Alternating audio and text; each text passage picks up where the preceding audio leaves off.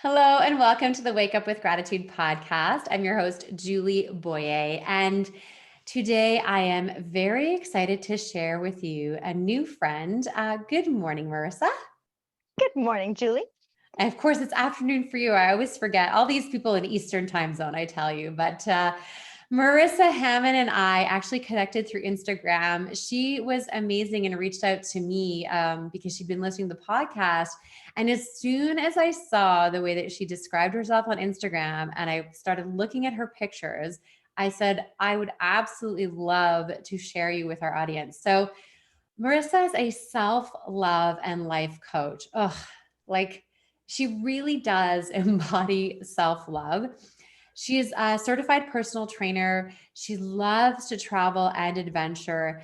And she has definitely navigated through some difficult and challenging times. But if you want to be connected with someone who shares love and gratitude in so many different ways and through her photos and her stories, Marissa is someone you want to connect with. So I would love for you to give us a little kind of hint around your story and how you became this beautiful self-love and life coach.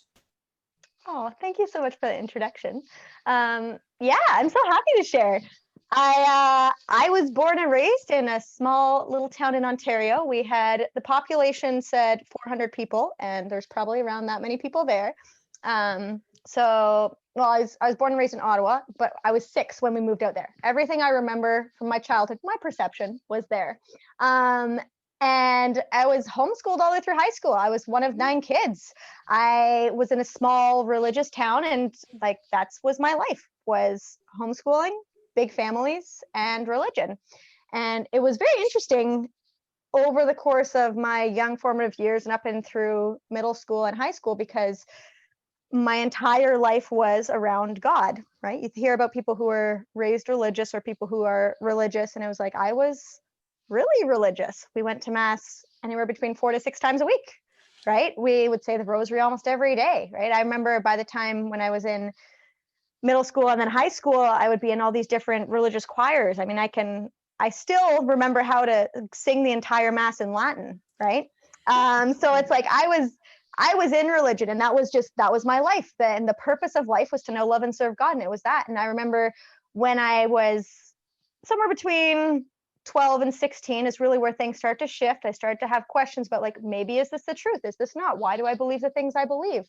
And by the time I got to being 17, 18, 19, I was realizing I actually don't believe this. The only reason I believed this before was because I was taught it.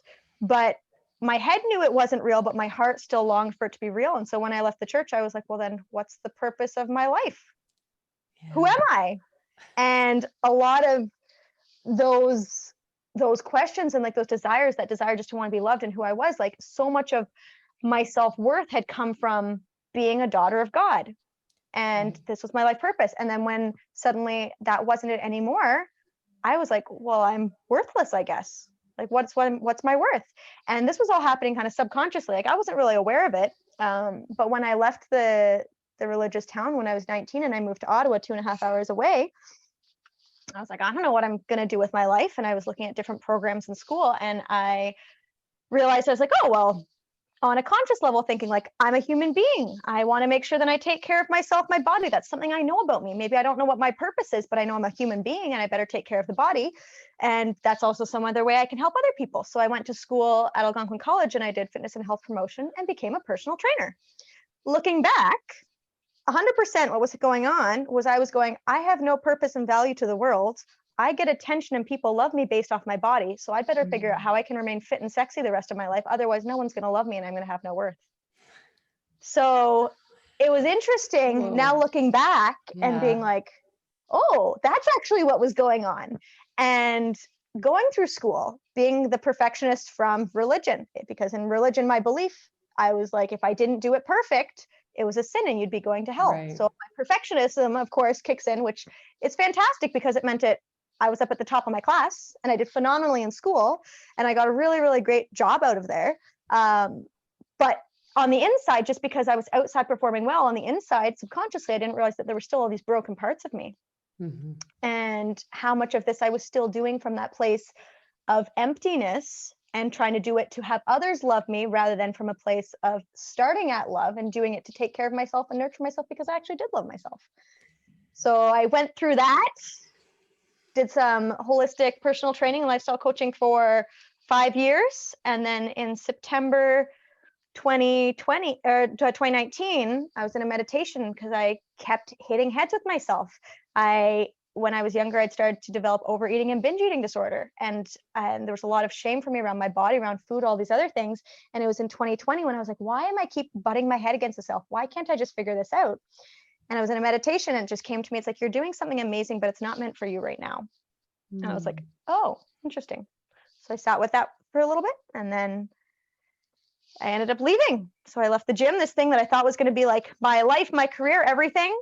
And at the time, I had been with my partner for probably 2 years. So at this point, I had been with my partner, who's a woman who I'm now engaged to. But it was cool because I was like, I knew I had to go and find something for myself. So she also gave me the support, and she's like, I got the dog, I got the house, you go and you figure this out. So because of that, I was also able to hop on a plane 3 days after I finished my last day of work and go from Ottawa to Australia and spend 2.5 months there just soul searching. And that was quite the experience because I came face to face with realizing when I created that quiet space, I came face to face with that awareness of, oh my goodness, I still have these pains. Oh my goodness, this is me trying to show up a certain way to try to fix myself or do the right thing versus realizing, oh, just by being me, I already am doing the right thing. I don't have to force it. I can just live from that place of love. I can just show up. And while I was down there in Australia, I kind of made this deal with the universe and I said, all right, I'm open.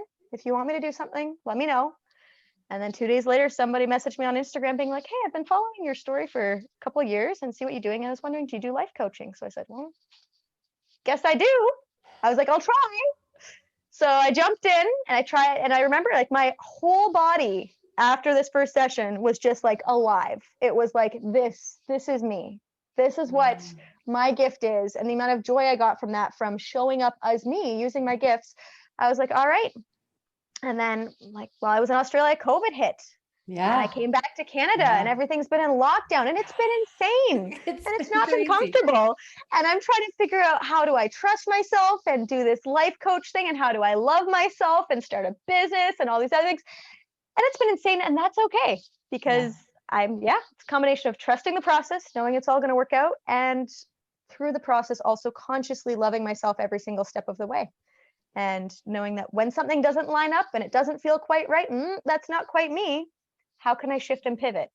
So it's been a journey. I know it's not over. There's so many more to come, but oh my gosh, I know. That's where I am.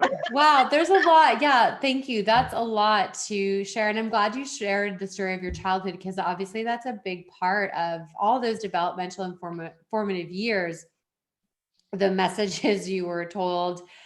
It's interesting because, there is a whole sector of homeschooling that choose to homeschool their children for religious reasons because most school systems don't, religion isn't a part of it. So it is, you're not the only one who grew up that way. And it continues to be the case today. However, there are a lot of homeschooling families like ours that do it for very different reasons. We do unschooling, which is probably the total opposite of the kind of homeschooling that you did and grew up with.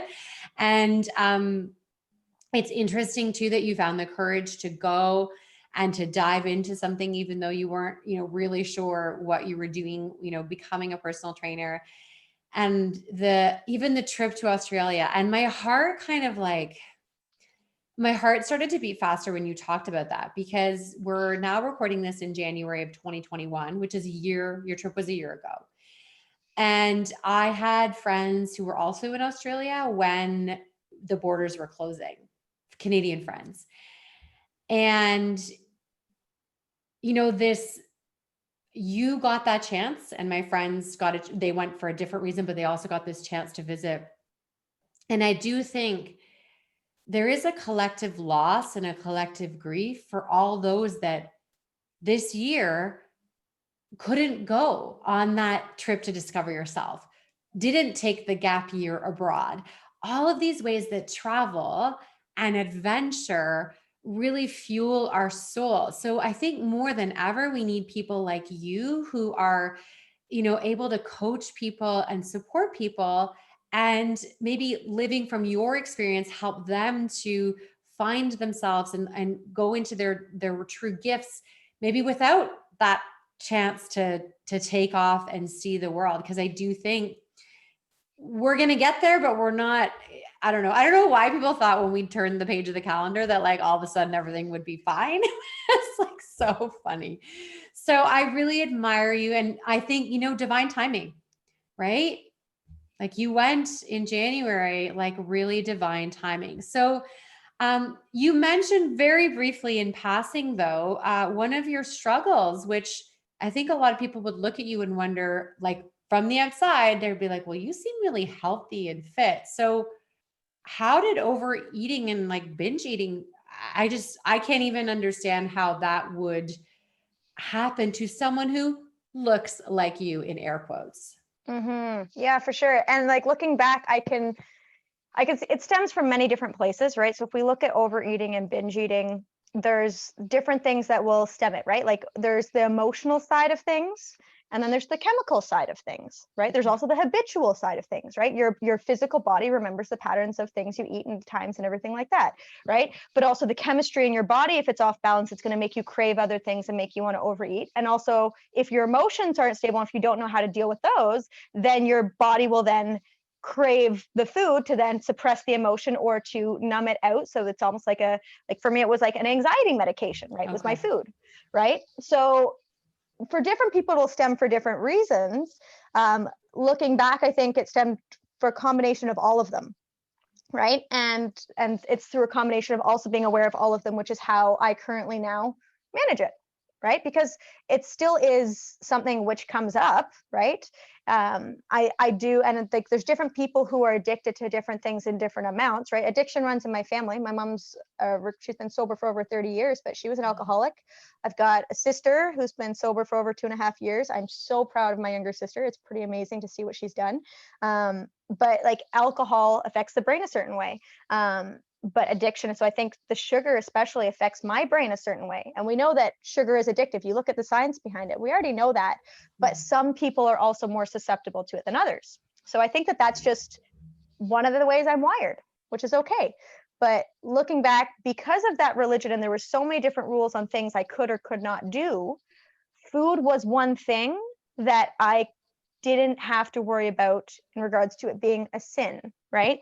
Yes, gluttony is a sin, but it was one of those ones that it was, for some reason, it was kind of like socially and religiously kind of acceptable. It was like, you're not allowed to have sex, you're not allowed to overdrink, you're not allowed to do all these other sinful things, but food is okay, right? So as a kid, not knowing how to process my emotions, and there wasn't like, I didn't feel there was space for that.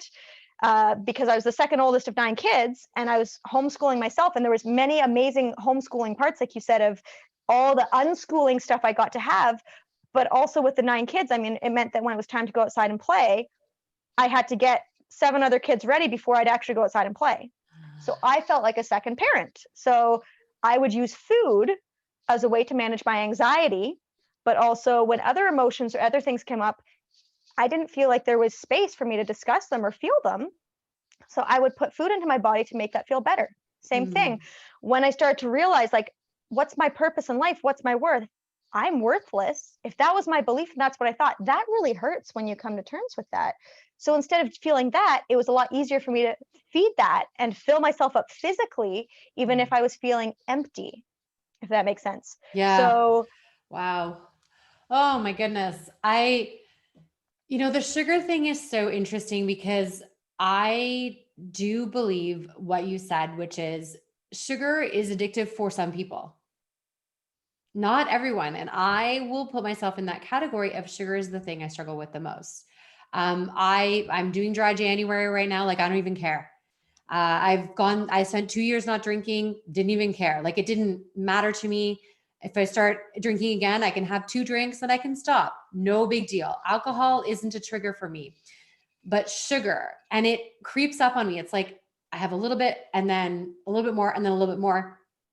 And that's one of the reasons I do this. Like I do a 5-day reset program a couple times a year, because it resets me and reminds me. It's a strategy that I use to help me get back to feeling good and not eating sugar to, for anxiety or for stress, or just because it does feel good for a minute.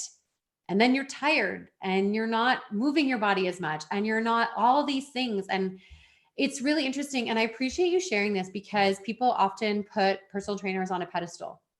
Like their eating must be perfect. And they're, I really don't like the term clean eating, because I feel like it's like, well, what, my food is dirty? Like, anyway, that's a whole other discussion. But, we sometimes put a trainer on a pedestal, and we're like, and especially one who is, on the smaller body type. And I mean, if you're not watching the video, but I mean, you're a very attractive woman in my humble opinion.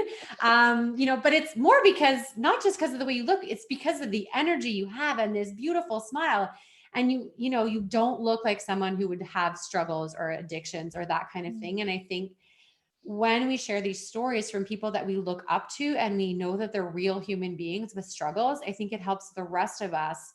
And I think this kind of transitions into our conversation about, okay, so now we're human beings with struggles, difficulties, anxiety, all these things. How do we get back to self-love? Because that's where it all started for me, Marissa. I started this podcast as an activity of 30 days of self-love for me to learn how to love myself better. So tell me a little bit about what that phrase or that term means to you. So it's funny because I explained self-love is very similar to gratitude, right? You can practice gratitude, it's an action, and then you get to a state of gratitude where you're in it. It's the same thing with self-love. You practice your self-love, it's an action, and then you get to this state where you're fully in love with yourself. And it's really cool. And people they ask me, they're like, how can I tell if I love myself or not? I'm like, go and sit with yourself, take a minute, look in the mirror, pause, and say, I love you. And if you love yourself, you will know. And if you don't love yourself, you will know, right? And I think that mantras are amazing tools when you believe it. Now I can sit and I look at myself in the mirror and I say, I love you, I love you, I love you. And every single time I say it, it hits home and it's like, yes, right? But I spent years using the I love you mantras, going through these things, and I would say them, but I wouldn't feel it because on a deep level, I didn't love myself, but also I didn't love or like myself, but I also knew I wasn't actually loving myself, right? And some of it was through food. It would be saying, I know what my body's asking for. I know the nutrients it's craving. And I'd be sitting there trying to eat ice cream to numb all these other feelings anyways, right? And it would say you love yourself, but you're not acting like it. Right. Yeah. So that self-love, I've learned over the years and have observed in other people, it's you get to that place of really loving yourself when you're actually living it. It's the same thing with your kids. It's the same thing with your partner or your parents. You can say, I love you, but if all your actions are actually things that don't help nurture them and help them grow and support them, then of course, if you were to say to them, I love you, they're going to be like, no, you don't. You're never here when I need help. You don't, if your kid's like, well, you say you love me, but then it's 10 o'clock at night and I'm still watching TV and you're not telling me it's time to go to bed. Like, the self-love is, yes, holding them and holding yourself when you're broken and you need that, but it's also being loving enough to say, I love you so much that I know that TV right now at 10 o'clock at night for you isn't actually going to help you, right? And that's, I think, where sometimes we use the self-love as the excuse to let ourselves watch the TV, eat the food, stay up too late, hang out with not the greatest people that don't help support us grow. And we allow those to happen from a place of saying, I'm loving myself. But really what it is it's more from that place of that numbing and allowing other activities and behaviors just to fill ourselves temporarily so we feel fine in the moment, but not actually nurture us the way we really want to be and love ourselves really the way we want to be. You said something there that I think is really important for people to catch. And it's that you can say that you love yourself and you have self-love, but if the actions that you have and the way that you speak to yourself when you're not looking in the mirror aren't reflective of that, then you're not actually practicing self-love. And I really hadn't thought about it in that way, right? We've talked before about this self-love, looking in the mirror, being able to say I love you and feeling okay with it, and like really feeling it in your body and knowing that you love yourself. But what you just said about, that's one thing, you say the words but your actions don't reflect that.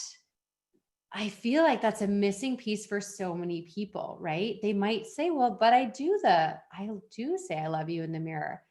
And then their actions aren't actually towards loving and caring for their body, for their mind.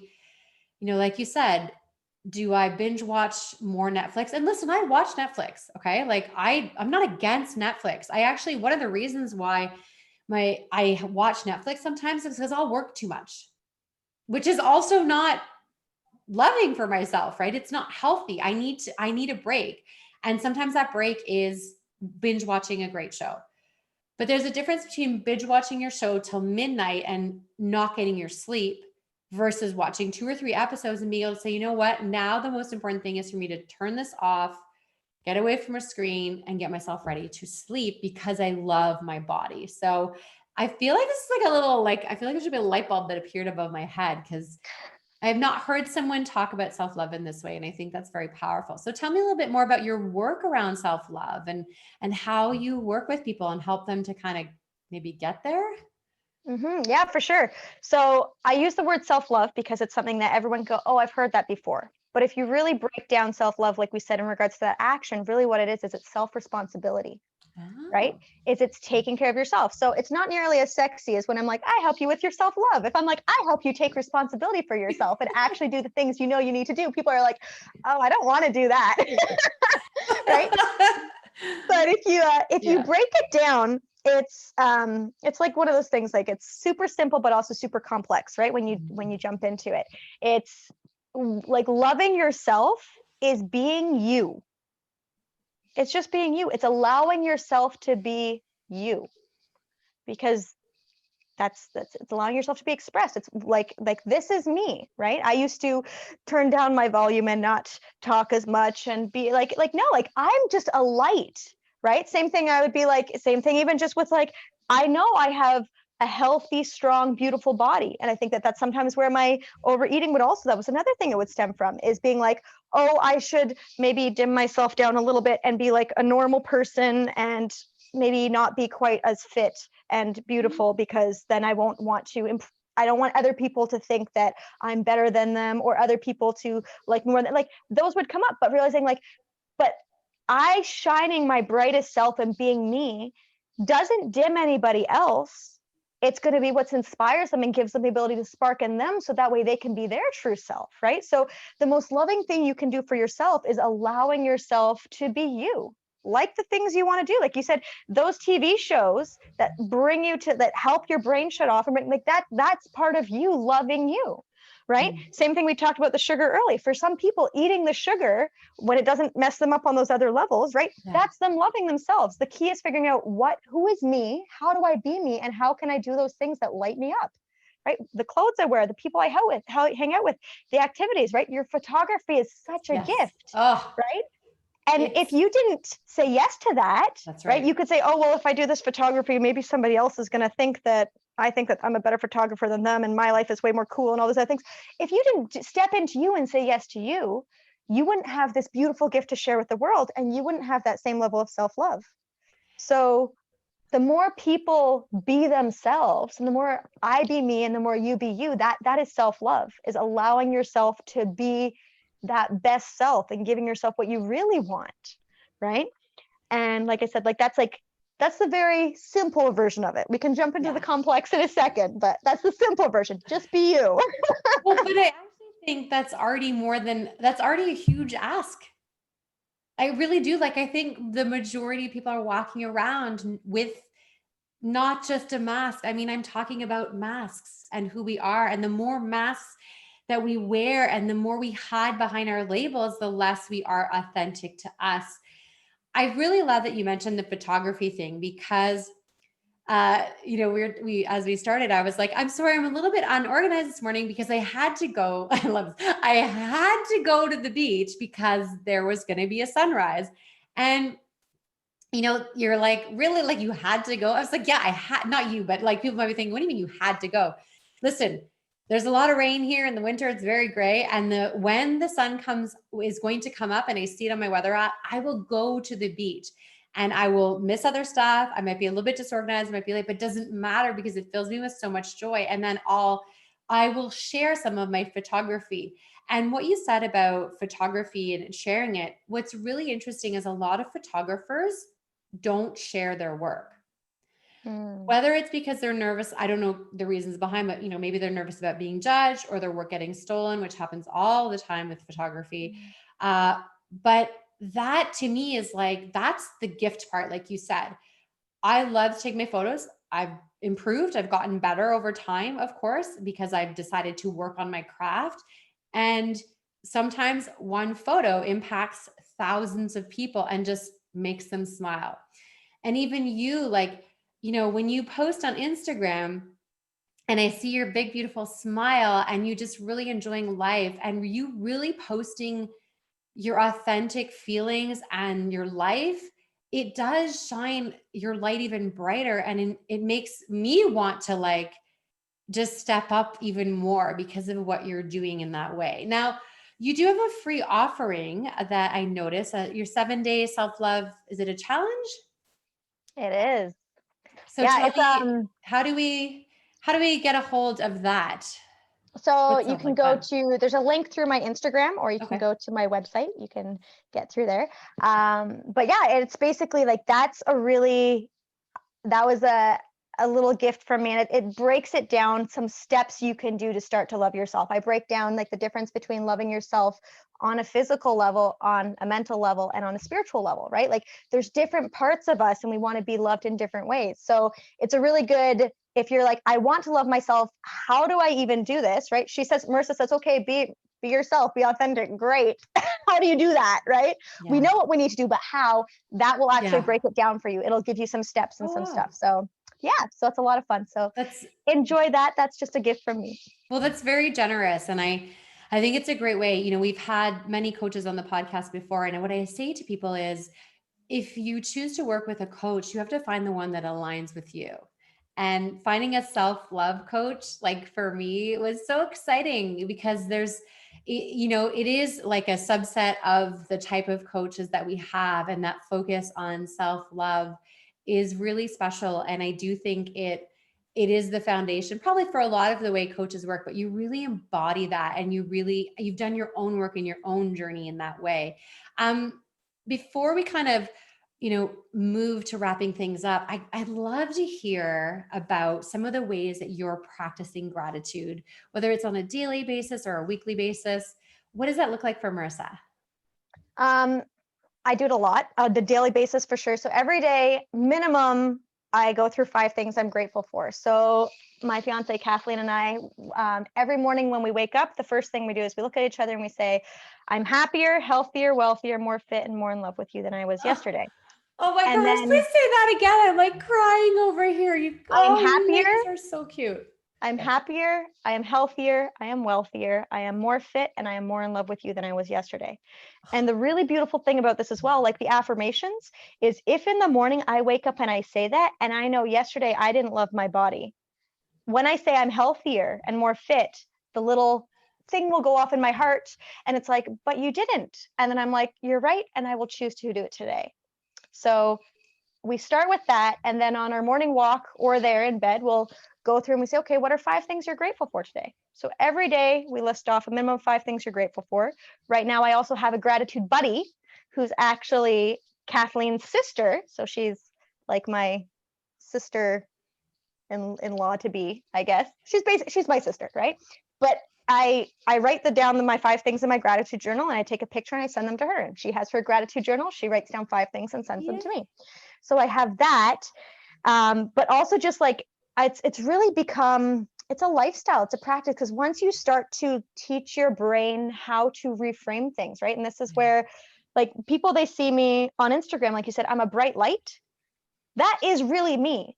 I share those bright light moments, all those things to me. I also have equal amounts of not so bright moments that I don't share because that's me working through my stuff, right?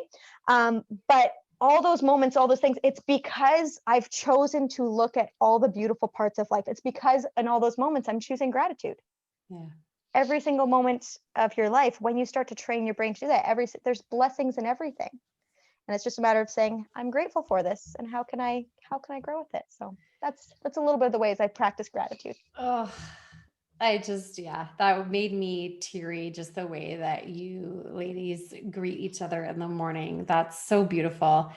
And what a great way to honor your partner too, in this new journey. As you said, you're newly engaged and you're on a different, and on the next level in your journey. And that's so exciting.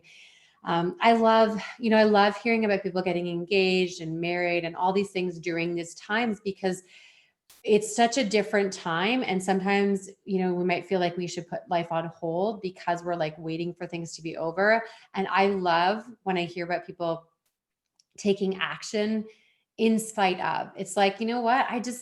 I love you so much. I want to be married to you. Let's, being engaged. Like it actually fills me with so much joy when I hear of people getting engaged. I've always loved it, but now I feel like in these times we need it so much more. Like we need the reminder that love is still alive. Love is still really strong.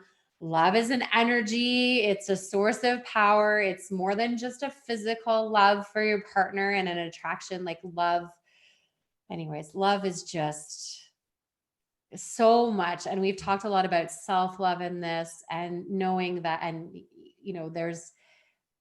there's a power and a magic when we start with self-love. And then once we can do that, then the ability for us to just love all human beings as each other is very exciting. So thank you for sharing that gratitude practice. Again, it's something I've not heard before. And I love when we can share different ways to be grateful with our audience. Thanks, Marissa. I appreciate that. My pleasure. So amazing. So Marissa, where do we find you? Where do you hang out most? I hang out most on Instagram. That's me being me. That's where Okay. I just allow myself to show up and shine.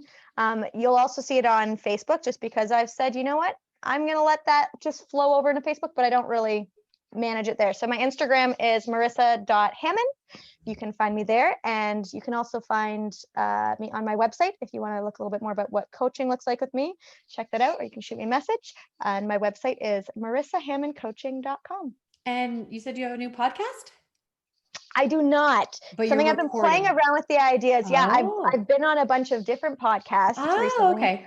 So that's fun, but I'm playing around with the idea of it. So maybe if I have enough people mention it to me, I was going to say, maybe I will. I was going to say, when someone asks you if you have a podcast, it usually means that we want to hear more from you. So I do think, people would really benefit from your point of view and the way that you live, and your story is really powerful. And I've done this to a few of my guests. I'm like, tell me when your podcast starts, because I can't wait, to just hear you sharing on a regular basis. So Marissa, you've been amazing. You've really been so generous with your time, with your story. Really appreciate you. And just want to say thank you so much for being a guest on the podcast today. It is my pleasure. Thank you, Julie, for opening up the space and for sharing all your gifts and your love with me, and allowing me to show up as me, and for showing up as yourself. So thank you. My pleasure. All right.